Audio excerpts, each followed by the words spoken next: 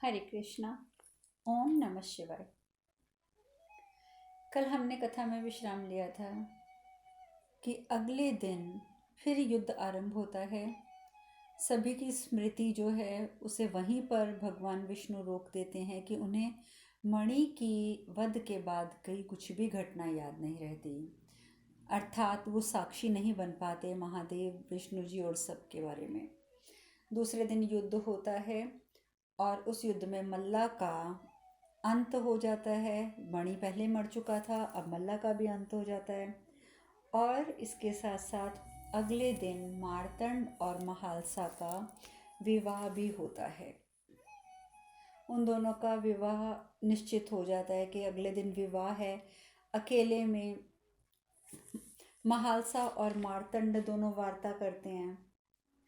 महालसा अर्थात कि देवी पार्वती वो यही कहती हैं कि आपने तो हमेशा सारे ही कस्मों को, वचनों को, सभी को निभाया है। आपने जब हमने आपसे कहा कि यदि आप हमें लेने आएंगे, हमें अर्धांगिनी के रूप में स्वीकार करेंगे तो हम कैलाश जाएंगे, और आप हमें लेने भी आ गए। इन सब बातों के बाद हम इतना समझ गए हैं कि जितना प्यार आप हमसे करते हैं, हम कुछ भी कर ले आपसे उतना प्रेम नहीं कर पाएंगे। हम कर ही नहीं सकते आपके जितना प्रेम। और महादेव कहते हैं कि प्रेम का कोई मूल्यांकन नहीं होता, कोई मापदंड नहीं होता। प्रेम या तो होता है या नहीं होता, उसकी मात्रा नहीं आंकी जाती कि वो कम है या ज़्यादा है। महादेव कहते हैं यही प्रेम की विशिष्टता है।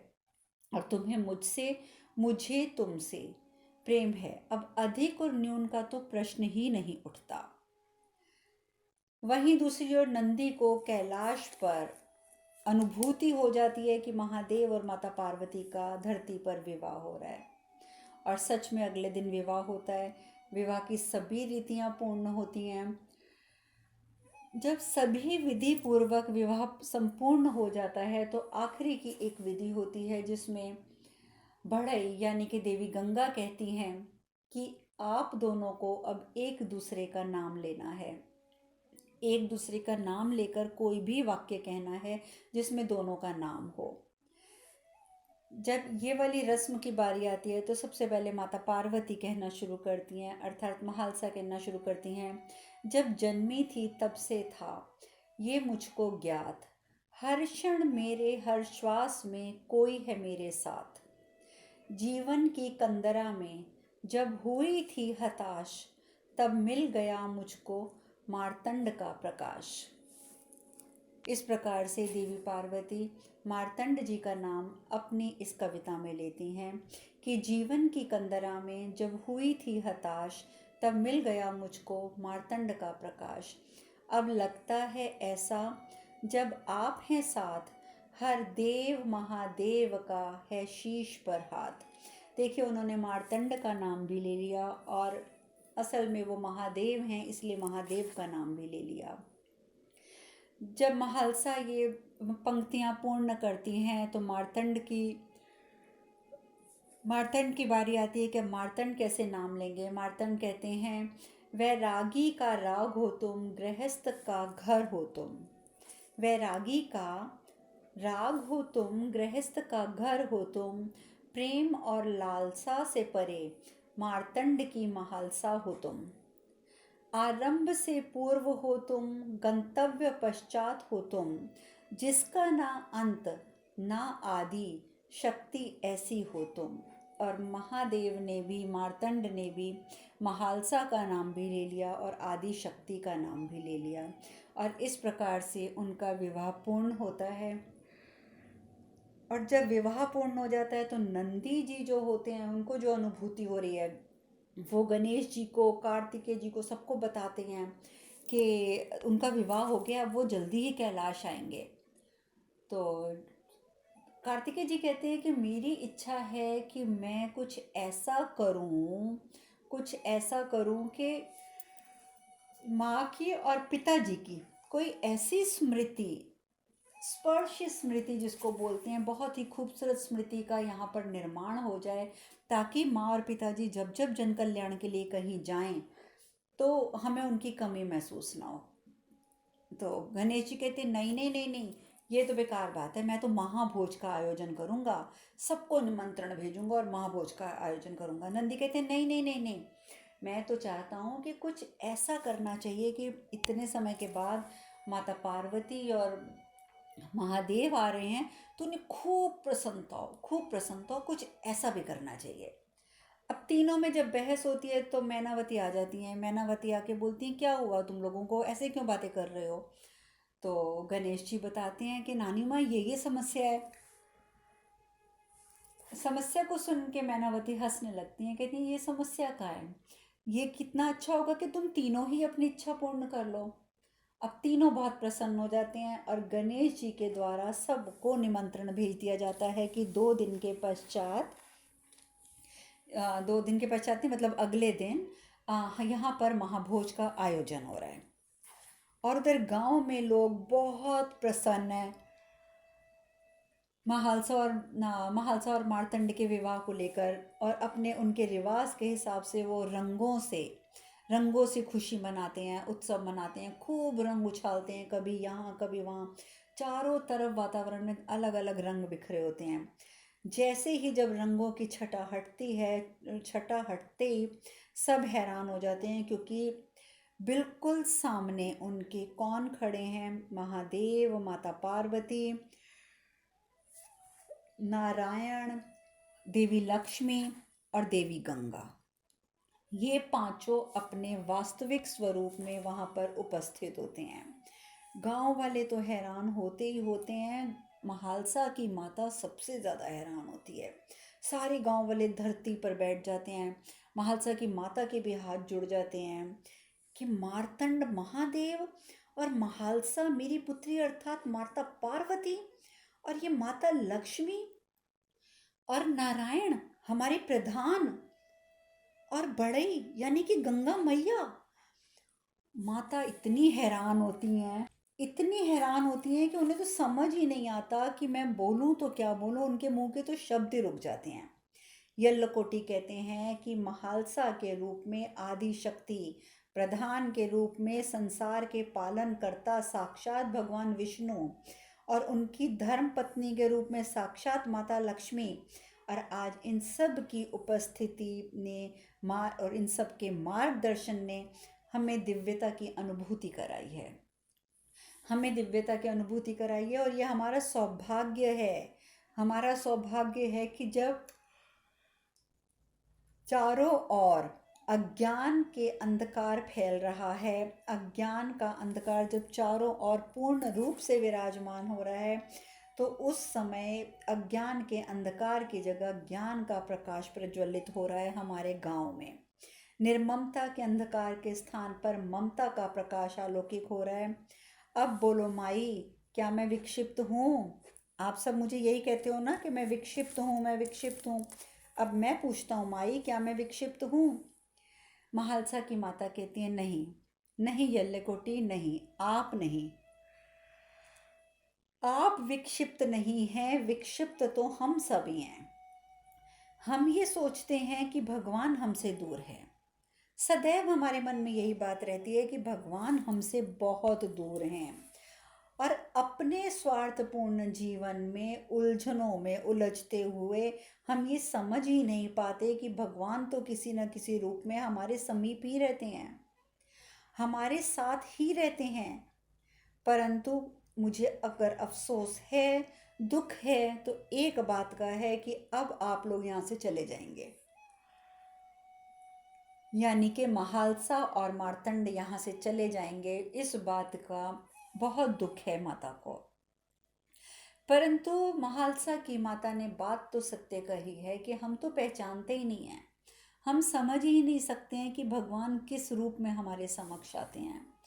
और इसीलिए तो कहते हैं ना कि अपना व्यवहार सबके प्रति इतना उत्तम रखो, इतना उत्तम रखो कि कल जब आपको ज्ञात हो कि सामने वाला व्यक्ति कोई और नहीं, स्वयं परमपिता परमेश्वर थे, या स्वयं प्रकृति हमारी जननी माता रानी थी, जब तक आपको इस बात का एहसास हो और आपको अपने आप पर ग्लानि महसूस हो, शर्मिंदगी महसूस हो कि ये तो भगवान थे और मैंने क्या किया, ऐसी नौबत ही नहीं आने देनी चाहिए, कदापि नहीं आने देनी चाहिए। हमें हर कदम पर हर व्यक्ति के साथ सौहार्दपूर्ण व्यवहार करना चाहिए। ये सोचना चाहिए कि प्रत्येक जीव में एक समान आत्मा है, प्रत्येक जीव जो है उसी परमात्मा का अंश है।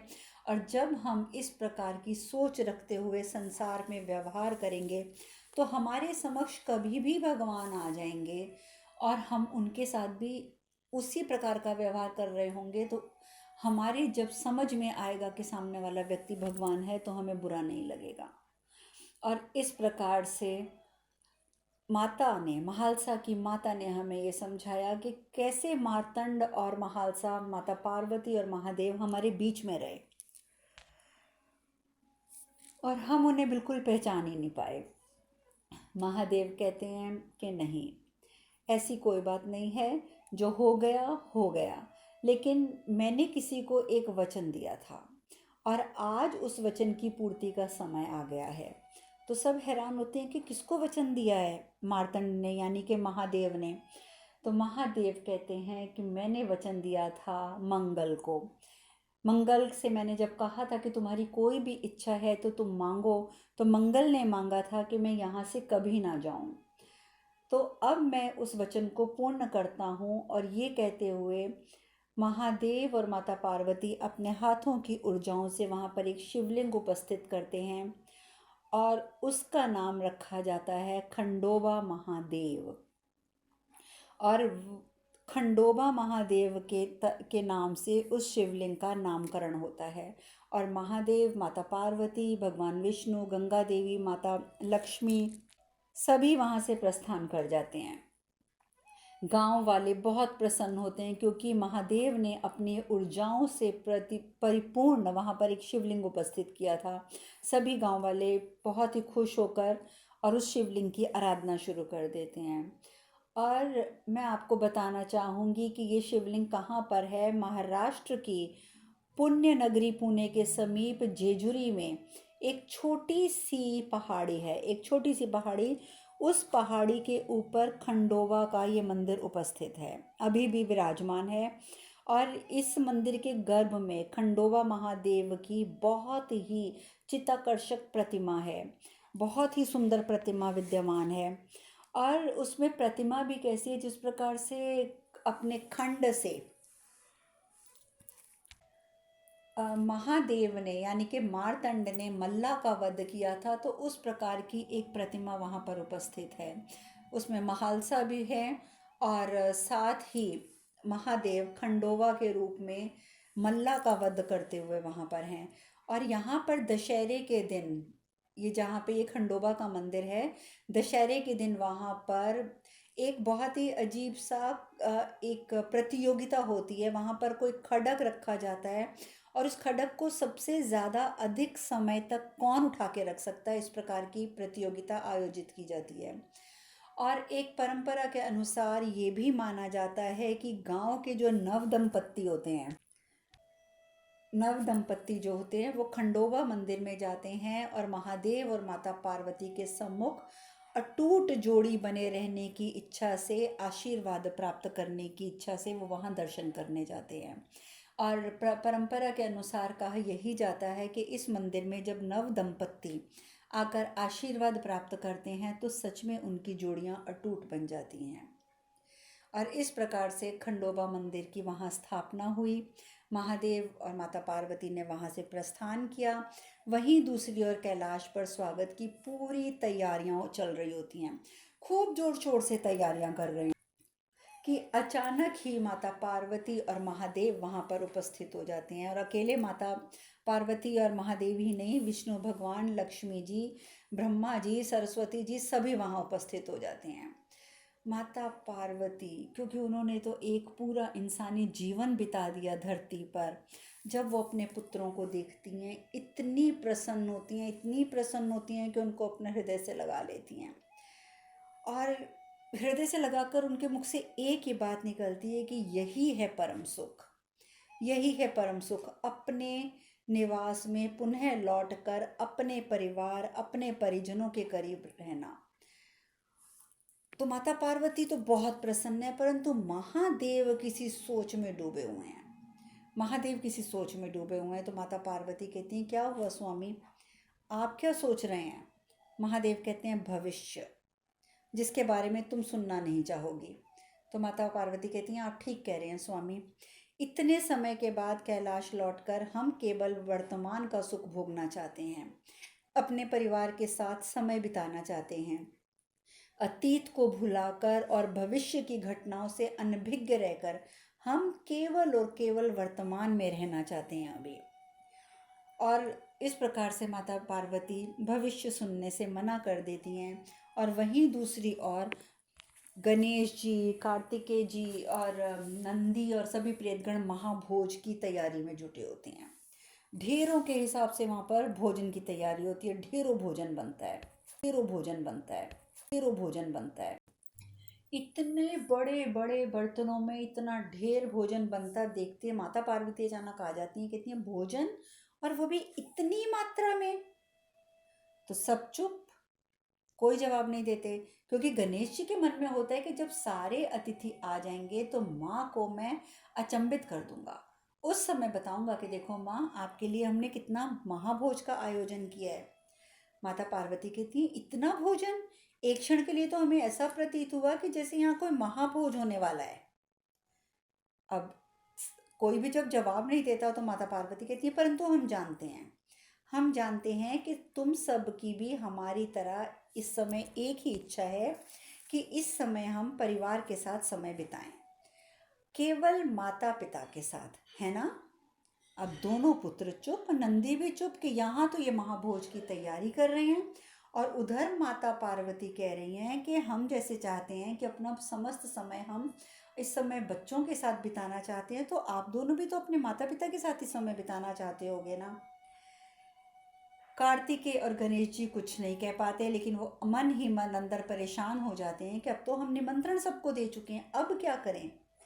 और वहीं महादेव, क्योंकि जैसा कि मैंने बताया कि वो विचलित हैं थोड़े से, वो एक पहाड़ी पर खड़े होते हैं कि वहाँ पर ब्रह्मा जी और विष्णु जी भी आ जाते हैं। तो नारायण कहते हैं महादेव आप निर्णय ले चुके हैं। तो महादेव कहते हैं कि इसके अतिरिक्त तो कोई उपाय ही नहीं है नारायण, मैं क्या करूं? तो भगवान विष्णु कहते हैं किंतु आपके इस निर्णय का क्या कारण था ये कोई नहीं समझ पाएगा। महादेव कहते हैं मुझे ज्ञात है कि क्या होने वाला है आगे, मुझे ये भी ज्ञात है कि जो निर्णय मैंने लिया है उसे कोई नहीं समझेगा।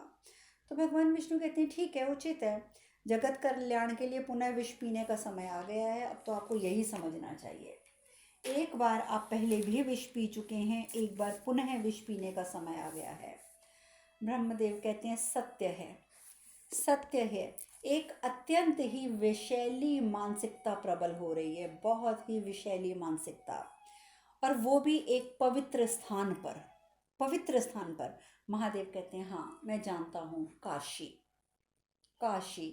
और सच में काशी में एक अजीब सी विषैली मानसिकता का जन्म हो रहा था। वहाँ का एक राजा, बहुत ही प्रसिद्ध राजा रिपुंजय नाम का, और बहुत ही दानवीर, बहुत ही करुणामयी, बहुत ही दानवीर, वो जब अपने राज्य का राजा बनता है रिपुंजय, तो गांव वालों की कोई भी समस्या हो वो कभी पीछे नहीं हटता। यहाँ तक कि एक बार तो गांव वाले कहते हैं कि हमें मंदिर निर्माण के हेतु धन चाहिए, तो वो कहता है तो ठीक है, अपने सिपाही को बोलता है, अपने खजांची को, कि जाओ जाकर इन्हें मेरे राजकोष में से धन दे दो। तो जो उसका राजकोष अध्यक्ष होता है वो बड़ा सा थाल भर के धन का लेके आता है। तो वो कहते हैं इतना से धन से क्या होगा, जाओ इसे दुगना कर दो, इन्हें दुगना धन दे दो ताकि इनका मंदिर आसानी से बन जाए। इस प्रकार डबल, मतलब कि दुगनी मात्रा में वो धनराशि दे देता है राजा रिपुंजय। तो जो गांव वाले होते हैं वो बहुत प्रसन्न होते हैं। गांव वाले कहते हैं आप तो वाकई मनुष्य नहीं हैं, आप तो देवता हैं, देवता। आप मनुष्य नहीं हो सकते, आप तो सच में देवता हैं। लेकिन जैसे ही ये बात बोलते हैं गांव वाले, तो रिपुंजय क्रोधित हो जाता है, परंतु फिर भी अपने ऊपर संयम रखता है, सबकी समस्याएं सुनता है, सबकी समस्याओं का समाधान करता है। कोई कहते हैं मेरी बेटी का विवाह है, मेरे पास धन की कमी है, तो उसको धन दे देता है, तेरी बेटी के विवाह के लिए जितना धन चाहिए ले लो। इस प्रकार सबकी सहायता करता है। पर कमाल की बात है कि जिस जिसकी वो सहायता करता है सब उसे यही कहते हैं कि आप, सत्य बात है कि आप मनुष्य नहीं हैं, आप तो देवता हैं, देवता। जो जिसकी सहायता वो करता है वो उसको देवता की उपाधि दे देता है। महल में आ जाता है रिपुंजय, सबका जब सब लोग चले जाते हैं महल में आता है, तो वहाँ पर दक्ष प्रजापति उपस्थित होते हैं। आप सबको दक्ष प्रजापति याद होंगे, माता पार्वती के पहले से पहले जन्म में जब वो सती के रूप में अवतरित हुई थी, उनके पिता दक्ष प्रजापति। तो आप जानते हैं कि सतयुग के लोगों की जो उम्र थी वो लाखों वर्षों की होती थी, लाखों वर्षों की। तो दक्ष प्रजापति काशी में, आपको मैंने पहले भी बताया था कि दक्ष प्रजापति और देवी प्रसूति काशी में रहते हैं, भगवान शिव की आराधना में लीन रहते हैं। और आपको मैंने ये भी बताया था कि जब हिमनरेश को इस बात की सूचना मिलती है तो वो देवी पार्वती को बचपन में ही उनके पिछले जन्म के माता पिता से मिलवाने के लिए भी लेके जाते हैं। और जब देवी पार्वती का विवाह होता है तब भी वो दक्ष प्रजापति और प्रसूति को निमंत्रण देने के लिए आते हैं, स्वयं आते हैं हिमनरेश के, आप मेरी पुत्री के पहले के माता पिता हैं। तो वो दक्ष प्रजापति अभी भी जीवित हैं, रिपुंजय के महल में हैं। महल में आते रिपुंजय कहता है, देखा आपने, देखा आपने, सबके लिए मैंने कितना कुछ किया, लेकिन ये लोग मुझे मानवता का श्रेय ना देके मुझे देवता कह रहे हैं। देवता, सिर्फ देवता। अरे देवता क्यों कह रहे हो? क्या देवताओं पर ही विश्वास है इन लोगों को, मुझ पर विश्वास नहीं है? क्या मैं एक मनुष्य होकर इनके लिए कुछ कर नहीं सकता जो ये बार बार आते हैं मुझे देवता कहते हैं? क्या कोई मनुष्य जो है वो उदार नहीं हो सकता? क्या कोई मनुष्य कोई परोपकारी व्यक्ति नहीं हो सकता? क्या परोपकारी सिर्फ देवता ही होते हैं? और अगर कोई मनुष्य परोपकार कर दे तो वह क्या देवता बन जाता है? दक्ष प्रजापति समझाते हैं, कहते हैं, देखो देखो नरेश, रिपुंजय, देवताओं से इतनी ईर्ष्या क्यों करते हो तुम? आपको ज्ञात होगा कि कभी मैंने भी ऐसा ही किया था। कभी मैं भी इस अपने आप को ब्रह्मांड का सबसे अधिक शक्तिशाली समझने की भूल कर बैठा था, और उसका परिणाम क्या हुआ था वो तो आप जानते ही हैं, और उसका परिणाम तो मैं अभी भी भुगत रहा हूँ। तो रिपुंजय कहते हैं कि आप तो स्वयं ब्रह्मदेव के मानस पुत्र हैं ना दक्ष, आप तो ब्रह्मदेव के पुत्र हैं। आपसे अनुभवी और कोई इस दुनिया में हो नहीं सकता। समस्त ब्रह्मांड के संचालन का दायित्व निभाया है आपने, और ये बात तो सत्य है, सभी जानते हैं कि दक्ष प्रजापति के ऊपर ही संपूर्ण ब्रह्मांड को चलाने का, यानी कि संचालन करने का जो उपाधि थी वो दक्ष प्रजापति के पास थी। तो राजा रिपुंजय कहते हैं कि मैं चाहता हूं कि आप मेरा मार्गदर्शन करें ताकि मैं अपने उद्देश्य को पूरा कर सकूं, क्योंकि मेरा उद्देश्य जो है वो आप जानते हैं कि मैं किस प्रकार की राज्य की स्थापना करना चाहता हूँ। तो दक्ष कहते हैं, वो तो मैं समझ रहा हूँ, पर फिर भी मैं सुनना चाहता हूँ कि क्या उद्देश्य है तुम्हारा, तुम मुझे पूर्ण रूप से समझाओ, क्या चाहते हो तुम, क्या उद्देश्य है तुम्हारा। तो रिपुंजय कहता है कि एक ऐसे राज्य की स्थापना करना जिसमें मनुष्य के लिए मानवता से बढ़कर और कुछ ना हो, उसे केवल अपनी क्षमता पर विश्वास हो, उसे केवल अपने सामर्थ्य पर विश्वास हो, आत्मनिर्भर बन सके, और वो मनुष्य ये सीखे कि यदि मनुष्य प्रयत्न करे तो असंभव कुछ भी नहीं है, कुछ भी असंभव नहीं है, और यहाँ देवताओं के लिए कोई स्थान ना हो। मैं अपने राज्य में किसी भी देवता के लिए कोई स्थान नहीं रखना चाहता। मैं तो आज तक यही नहीं समझ पाया कि दक्ष जी कि मनुष्य ऐसा करते ही क्यों हैं, क्यों देवताओं पर आश्रित रहकर अपना जीवन व्यतीत करते हैं, क्यों क्यों आश्रित हैं वो लोग देवताओं पर। दक्ष प्रजापति कहते हैं, क्योंकि ये सरल होता है महाराज, ये सरल होता है। जब कोई व्यक्ति किसी दूसरे पर आश्रित रहे तो असफलता और सफलता का दायित्व जो है वो किसी और को दे सकता है। देखिए, जैसे अगर हम वर्षा के लिए इंद्र पर निर्भर करते हैं तो वर्षा नहीं होगी तो हम कह देंगे इंद्र का दोष है, और अगर वर्षा ज़्यादा हो जाएगी तो भी हम कह देंगे इंद्र का दोष है। तो यानी कि हम आश्रित इसलिए रहते हैं कि हम अपना दोष किसी और के सर पे मढ़ सकें। तो दक्ष प्रजापति कहते हैं कि ये बात बहुत सरल हो जाती है, इसीलिए व्यक्ति ऐसा करते हैं और अपनी दशा का उत्तरदायित्व वो लेना नहीं चाहते, वो दूसरे को देते हैं। और ये सत्य है कि मनुष्य को प्रयास और परिश्रम करना चाहिए। मैं ये नहीं कहता कि मनुष्य को परिश्रम नहीं करना चाहिए या किसी भी कार्य के लिए प्रयास नहीं करना चाहिए, किंतु मानवता देवत्व के बराबर नहीं हो सकती। देवत्व जो है वो देवत्व ही है, यानी कि देवता जो है वो देवता ही हैं, मनुष्य जो है वो मनुष्य ही है। मनुष्य की मनुष्यता यानी मानवता देवत्व के बराबर नहीं हो सकती। तो रिपुंजय कहता है लेकिन क्यों क्यों नहीं हो सकती? दक्ष प्रजापति कहते हैं इसलिए नहीं हो सकती क्योंकि मनुष्य का जीवन सीमित है और देवताओं का नहीं। देवताओं में त्याग का सामर्थ्य है जो मनुष्यों के लिए संभव ही नहीं है। देवता तो अपना सब कुछ न्यौछावर कर देते हैं सृष्टि पे, मनुष्य नहीं कर सकता। और यदि देवता अपने उत्तरदायित्व का त्याग करते हैं तो क्या होगा जानते हो? ना इस धरती पर वायु होगी, ना ही इस धरती पर जल होगा, ना ही अग्नि होगी, ना ही सूर्य की ऊष्मा होगी, ना ही सूर्य का प्रकाश होगा। अगर देवता गण अपने अपने दायित्वों से मुंह मोड़ लेंगे तो धरती पर ऐसा कुछ भी नहीं होगा और ना ही चंद्रमा की शीतलता रहेगी इस धरती पर। अरे महाराज रिपुंजय, जिस राज्य की आप कल्पना कर रहे हैं वो तो संभव ही नहीं है, संभव ही नहीं है बिना देवताओं के। रिपुंजय कहते हैं यदि ये समस्या है तो इसका समाधान भी अवश्य होगा और मैं इस समस्या का समाधान भी ढूंढूंगा। अब इस प्रकार से रिपुंजय जो है वो सोच में पड़ जाता है कि मुझे कुछ तो ऐसा करना है कि मैं इस प्रकार के राज्य का निर्माण कर सकूं। उधर कैलाश पर सब परेशान हैं कि माता पार्वती भोज के लिए तैयार नहीं है और सबको निमंत्रण जा चुके हैं, सबको निमंत्रण जा चुके हैं। गणेश जी जाते हैं और कार्तिकेय जी जाते हैं अपने पिताजी के पास। पिताजी क्या करें, आप बताइए क्या करें, सबको तो हम निमंत्रण दे चुके हैं। तो कार्तिकेय कहते हैं वाह सही बात है पिताजी, आज तक माँ ने कभी भी किसी भोज का या समारोह के लिए कभी अपनी अनिच्छा व्यक्त ही नहीं करी।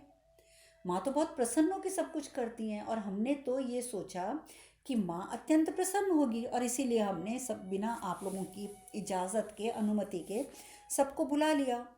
अब क्या करें हम? महादेव कहते हैं कार्तिकेय, गणेश तुम्हें वो क्षण स्मरण है पुत्र जब पार्वती ने मुझे निगल लिया था? कार्तिकेय जी कहते हैं जी पिताजी, मुझे स्मरण है वो क्षण। उस क्षण तो मुझे ऐसा लगा था कि जैसे सब कुछ समाप्त हो गया है। मैं तो उस क्षण केवल आप दोनों को पुनः एक साथ देखना चाहता था कि किसी प्रकार से मैं आप दोनों को पुनः एक साथ देख लूं, इसके सिवा मेरी कोई इच्छा ही नहीं रह गई थी। महादेव कहते हैं तुम्हें ये नहीं भूलना चाहिए कार्तिकेय कि पार्वती तुम्हारे लिए केवल माँ है, आदि शक्ति नहीं, जगदम्बा नहीं, केवल माँ। और तुम्हारे प्रति पार्वती की भावनाओं में ममत्व की दिव्यता है। तो जितना कष्ट तुम्हें हुआ है पुत्र, उससे कहीं अधिक कष्ट पार्वती को स्वयं हुआ है। जितना कष्ट तुमने देखा ना पार्वती ने जब मुझे निगला और पार्वती की तुमने दशा देखी, मेरी दशा देखी, तो जितने तकलीफ तुम्हें हुई है ना, जितना दुख तुम्हें हुआ है, उससे कहीं अधिक कष्ट पार्वती ने स्वयं सहा है। स्वयं जिस क्षण उसे आभास हुआ था ना कि क्रोध में आकर उसने मुझे ही निगल लिया है, तो सोचो कि उस पर क्या बीती होगी, क्या बीती होगी उस समय उस पर। यदि उस क्षण तुम्हें प्रतीत हुआ कि सब कुछ खो गया है, तो सोचो कि उस क्षण तुम्हारी माता को क्या प्रतीत हुआ होगा कि उसका स्वामी, उसके पुत्र सब खत्म। अरे पुत्र, ऐसा प्रतीत हुआ होगा और ऐसे अनुभवों के पश्चात जब उसका उसके परिवार के साथ पुनः मिलन हुआ है, तो फिर ये उसे समझना चाहिए, उसे तो नहीं, हमें समझना चाहिए कि अभी उसे समय लगेगा, उसे अभी समय लगेगा बाकी सब बातों से निकलने के लिए। अभी उसकी यदि कोई इच्छा है तो इतने समय के बाद, कैलाश आने के बाद, एकमात्र इच्छा है कि वो अपना समय किसी के साथ बांटना नहीं चाहती, किसी के साथ बांटना नहीं चाहती। पुत्र, इस बार जो कुछ हुआ है वो पहले कभी नहीं हुआ और इसीलिए इस बार पार्वती की प्रतिक्रिया भी भिन्न है। तुमने तो सोचा कि भोज का सुन के माँ प्रसन्न होगी, परंतु जो कुछ इस बार हुआ है ना पुत्र, पहले नहीं हुआ था। माँ पार्वती की प्रतिक्रिया इसीलिए भिन्न है, इसीलिए उसे ये चीज़ें इस समय पसंद नहीं आ रही हैं, अच्छी नहीं लग रही हैं। अच्छा ये तो बताओ किस किस को निमंत्रण दिया है तुम लोगों ने? तो गणेश जी कहते हैं कि पिताजी, इंद्रलोक को, पाताल लोक को, भूमि लोक को, जहाँ जहाँ सब लोग हैं, जो जो कैलाश आते हैं, हमने तो उन सभी को निमंत्रण दे दिया है। तो इधर तो इस प्रकार की बातें कर रहे हैं महादेव और कार्तिकेय जी और गणेश जी, और महादेव प्रसन्न हो रहे हैं कि चलो उनके पुत्रों ने दैत्यों को भी आमंत्रित किया, यानी कि देवलोक के साथ साथ पाताल लोक को भी आमंत्रित किया है। परंतु जैसे ही ये सूचना इंद्र को मिलती है तो इंद्र के तो वही अपने वही आसार, वही घमंड, अरे इस महाभोज में हमारा वर्चस्व बना रहना चाहिए, हम देव हैं और वो दैत्य हैं, ये हमें भी नहीं भूलना चाहिए और हम उन्हें भी नहीं भूलने देंगे। और फिर इंद्रदेव इसी प्रकार की समस्याएं जो हैं अपने मन के साथ साथ उत्पन्न करते हुए वो सभी देवों के मन में भरनी शुरू कर देते हैं, सभी के मन में भरने शुरू कर देते हैं कि हम देवता हैं तो हमें अपना वर्चस्व अब उस महाभोज में रखना है। अब देवता और दैत्य एकत्र होने वाले हैं, अब आगे क्या होगा ये चर्चा हम कल करेंगे। आज कथा में यहीं विश्राम लेते हैं। हरे कृष्ण कृष्ण कृष्ण हरे हरे, हरे राम राम राम हरे हरे। आप सब खुश रहें, सुखी रहें, स्वस्थ रहें। हरे कृष्णा। ओम नमः शिवाय, ओम नमः शिवाय, ओम नमः शिवाय, ओम नमः शिवाय, ओम।